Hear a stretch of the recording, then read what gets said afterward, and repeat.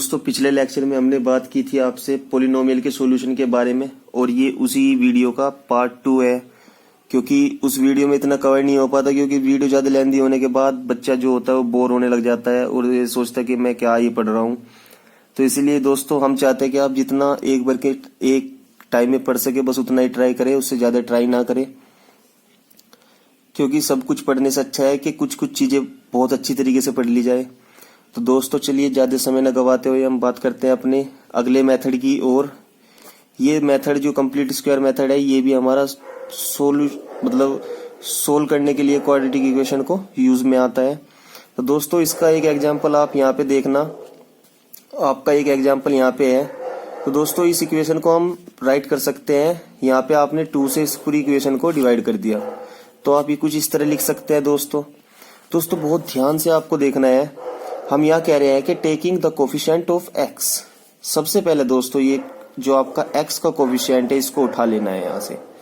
यहाँ से आपने इसको उठाया एंड डिवाइड बाय 2, और इसको 2 से डिवाइड कर देना है या भाग कर देना है, जैसा आप समझो। वी गेट, तो हमें क्या मिलेगा, 5/4 मिलेगा। तो नाउ ऑन स्क्वायरिंग, इस क्वांटिटी को हम स्क्वायर कर देंगे। इस क्वांटिटी को स्क्वायर करने के बाद आपको 25/16 मिलेगा। तो नाउ अब हम कहेंगे कि जो ये हमारी क्वांटिटी फाइनली निकल के आई, इसको हमने क्या किया, सब्ट्रैक्ट एंड ऐड कर दिया 25/16 को इक्वेशन नंबर फर्स्ट जो हमारी ऊपर थी उसमें इसको ऐड कर दिया। इस क्वांटिटी को ऐड करने के बाद दोस्तों ये क्वांटिटी ऐड होने पर और सब्ट्रैक्ट होने पर, देखिए यदि हम किसी इक्वेशन के अंदर कुछ क्वांटिटी ऐड करते हैं और उतनी ही क्वांटिटी सब्ट्रैक्ट कर देते हैं तो इक्वेशन पे कोई फर्क नहीं पड़ेगा। आपको ये बात ध्यान में रखना है। ये आपको नहीं कभी करना है कि आपने 5 तो ऐड कर दिया और 4 जो है वहां से सब्ट्रैक्ट कर दिया, तो इससे आपकी पूरी इक्वेशन जो होगी वो बिगड़ जाएगी और वो अनबैलेंस हो जाएगी। तो दोस्तों अब ऐसा क्यों हमने किया ऐसा इसलिए हमने किया क्योंकि ताकि हम इनका स्क्वायर बना सके। तो दोस्तों यहाँ पे आप सिंपली देख पा रहे होंगे कि यदि हम इसको और इसको और इसको तीनों को उठाए तो x - 5/4 को का होल स्क्वायर खोलने पर आपको ये तीनों मिलेंगे। अब दोस्तों मैं ऐसा क्यों लिख पा रहा हूं, इसका एक रीजन है। देखिए सबसे पहले आपको यहां पे ध्यान रखना है, यदि ये -5/2x है, आपका यहां पे सब कुछ छिपा है। यदि ये -5/2x है तो आपको ये 25/16 लेना होगा, वो भी जो कि पॉजिटिव साइन के साथ होगा। और यदि ये पॉजिटिव है तो भी आपको यही लेना होगा, क्योंकि इसी से आपका स्क्वायर जो है वो बनेगा। अब इस साइन की बात यहाँ पे कर लेते हैं। ये साइन यहाँ पे इसलिए निगेटिव आया क्योंकि ये हमारा यहाँ पे निगेटिव था, इसलिए हमारा ये निगेटिव आ गया। तो इसलिए दोस्तों x - 5/4 का होल स्क्वायर खोलने पे आपका जो बाकी क्वांटिटी बचती है वो आप इधर राइट कर लेंगे। राइट करने के बाद इनका एलसीएम लेके इनको दोनों को सोल्व कर लेंगे आप सिंपली। तो दोस्तों जैसे कि आप देख पा रहे होंगे, आपका सोल्व करने के बाद कुछ आपका ऐसा नजर आएगा। यहाँ पे केवल 1/16 बचेगा = 0। इस 1/16 को आप इधर राइट हैंड साइड भेजेंगे। राइट हैंड साइड भेजने के बाद आपको कुछ इस तरह दिखेगा। उसके बाद और करके हम कह सकते हैं कि जब ये स्क्वायर यहाँ से हम हटाएंगे तो x - 5/4 = ±1/16 आपका बचेगा। तो इधर दोस्तों यहाँ पे x - 5/4 = ±1, क्योंकि ये रूट से निकलेगा तो ये 4 आपका बच जाएगा। और आपको पता है √1 = 1 और √16 = 4, ये आपको याद रखना है, मतलब ये आपने पहले ये पढ़ा होगा। उसके बाद दोस्तों सिंपली हमको x ये जो वैल्यू है ये इधर राइट हैंड साइड पहुंचा देनी है। राइट हैंड साइड पहुंचाने के बाद आपके 2 रूट आ जाएंगे, एक आपका प्लस में आ जाएगा और एक आपका निगेटिव में आ जाएगा। दोनों क्वांटिटी को सोल्व करने के बाद आपका 6/4 यहाँ पे आया, 4/4 यहाँ पे, इसको हम 1 भी लिख सकते हैं और इसको हम यहाँ 3/2 भी लिख सकते हैं दोस्तों।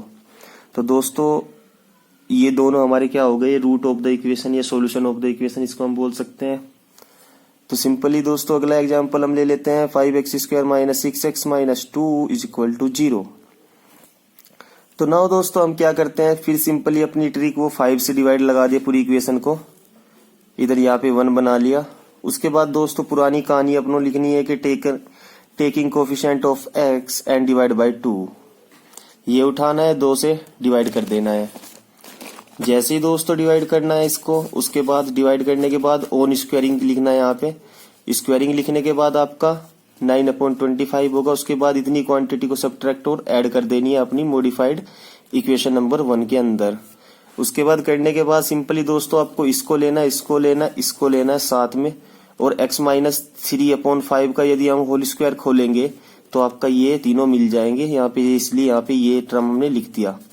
उसके बाद दोस्तों आप यदि आपके टीचर को अच्छे से समझ आए तो आप यहाँ पे लिख सकते हो कि a माइनस बी का whole square is equal to this plus this. इस तरह भी आप यहाँ पे राइट कर सकते हैं दोस्तों, क्योंकि दोस्तों जैसे जितना आप एक्सप्लेन करोगे टीचर को उतना अच्छा रहता है, क्योंकि जितना वो इजीली समझ सके वो उतनी अच्छे मार्क्स देता है।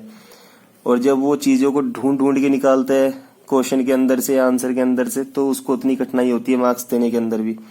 तो दोस्तों बाकी क्वांटिटी आपकी जो होगी, आपको इसका एलसीएम लेके इसको सोल्व आउट कर लेना है। सोल्व आउट करने के बाद दोस्तों 25 देखिए, जैसे 25 और 5 का एलसीएम तो 25 आपका आएगा। 25 दिस यहाँ पे -10 -9, उसके बाद ये -19/25 आपका हो जाएगा। उसके बाद इसको राइट हैंड साइड आप लेके जाओगे। राइट हैंड साइड के बाद इसको यहाँ से स्क्वायर हटाने के लिए प्लस माइनस अंडर रूट 19/25 आपका यहाँ पे बनेगा।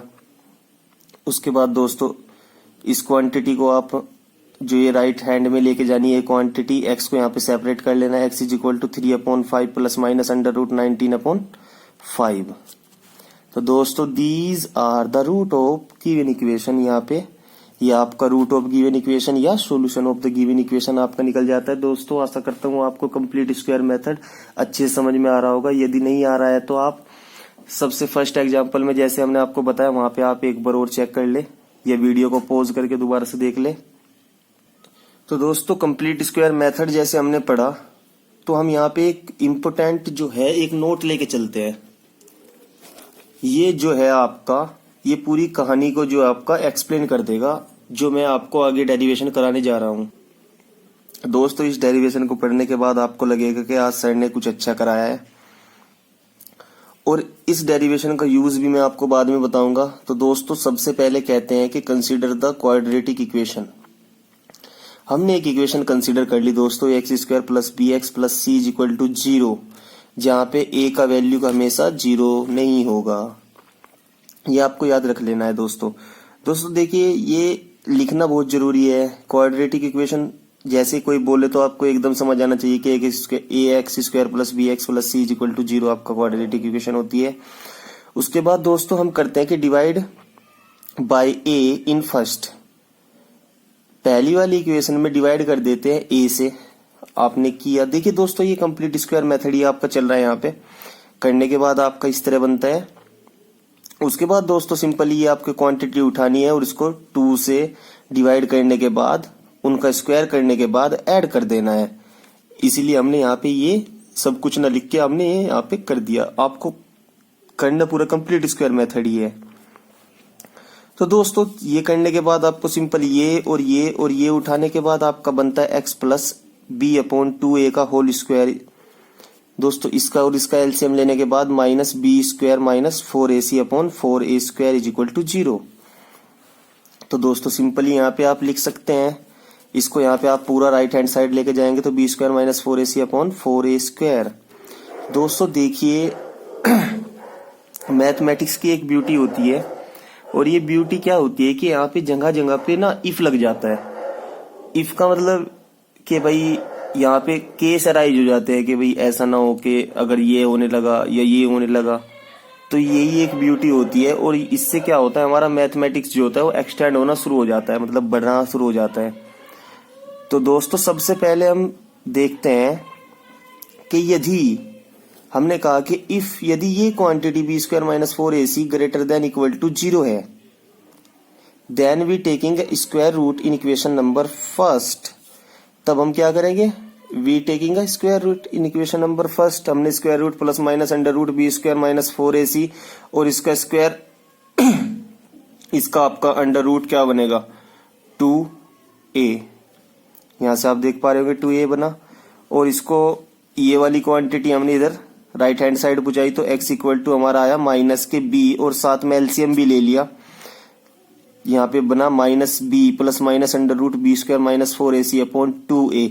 इस फॉर्मूले को आपको याद कर लेना है, रट लेना है, लिख लेना है, कुछ भी आपको करके ये फॉर्मूला जो है ये बहुत इंपॉर्टेंट फॉर्मूला है। क्वाड्रेटिक इक्वेशन को सोल्व करने के लिए आपको ये रट लेना है दोस्तों। तो दोस्तों इसी के साथ हम कहेंगे कि here root are x equal to minus b plus under root b square minus 4ac upon 2a and minus b minus under root b square minus 4ac upon 2a।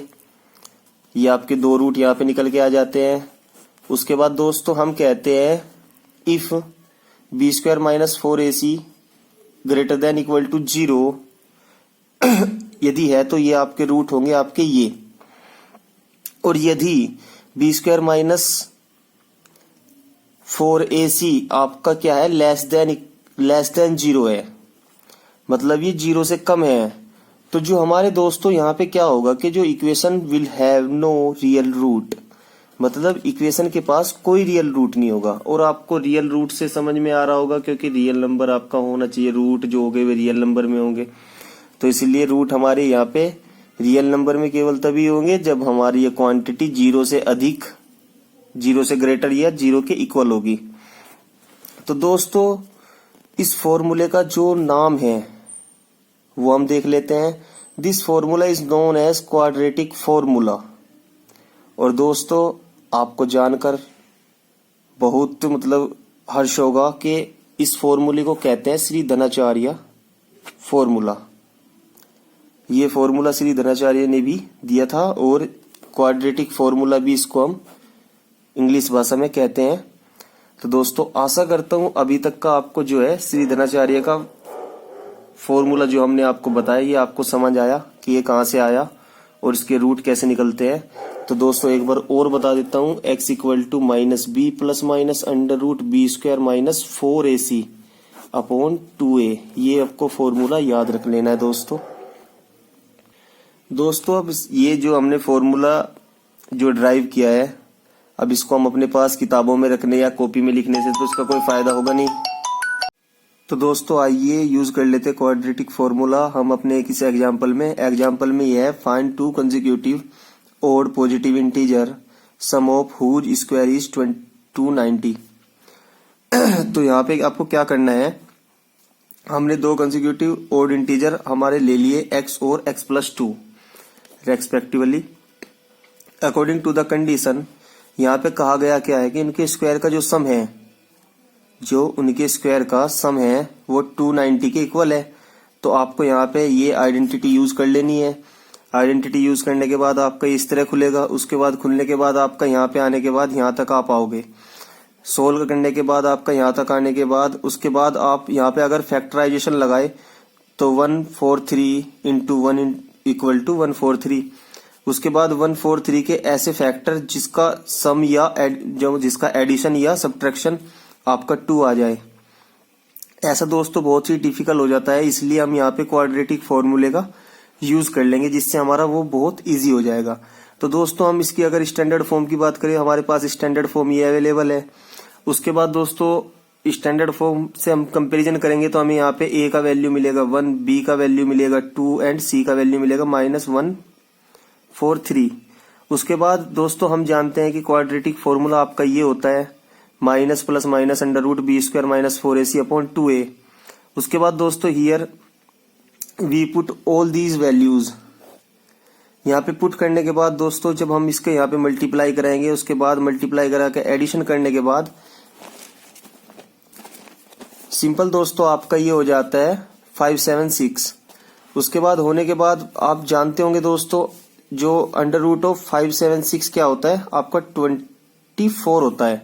24 होता है दोस्तों। यहाँ पे आपका एक बार आपको प्लस लेना है, इस प्लस माइनस का मतलब होता है कि एक बार आपको प्लस लेना है और एक बार आपको माइनस लेना है। तो यहाँ पे क्या होता है ये, यहाँ पे एक बार आपका x इज इक्वल टू 11 आ जाएगा और एक आएगा -13। But x is given positive odd integer. हमने क्या दिया हुआ है पहले से कि x जो है वो हमारा पॉजिटिव ओड इंटीजर है, तो इसलिए हम क्या है कि -13 नहीं ले सकते।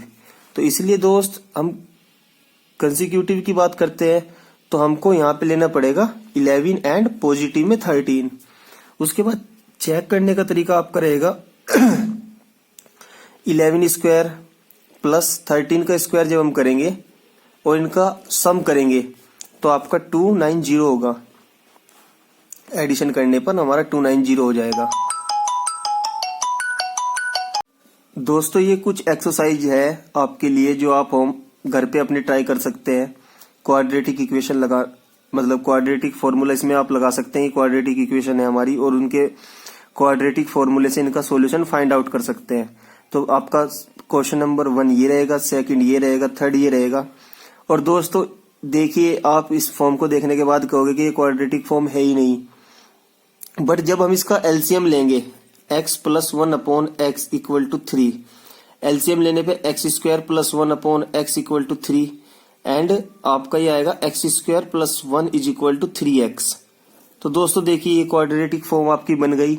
इसी तरह फिर आप इसमें आप जो आपका क्वाड्रेटिक फॉर्मूला लगा सकते हैं और या आपका क्वाड्रेटिक फॉर्मूला या आपका फैक्टराइजेशन या आपका कंप्लीट स्क्वायर मेथड जो आपको लगाना है उसमें आप अप्लाई कर सकते हैं। उसके बाद दोस्तों आप नेक्स्ट वन के लिए भी ऐसे ही देखना है। यहाँ पे आपको एलसीएम लेना है और सिंपली आपको इसको भी सोल्व कर लेना है।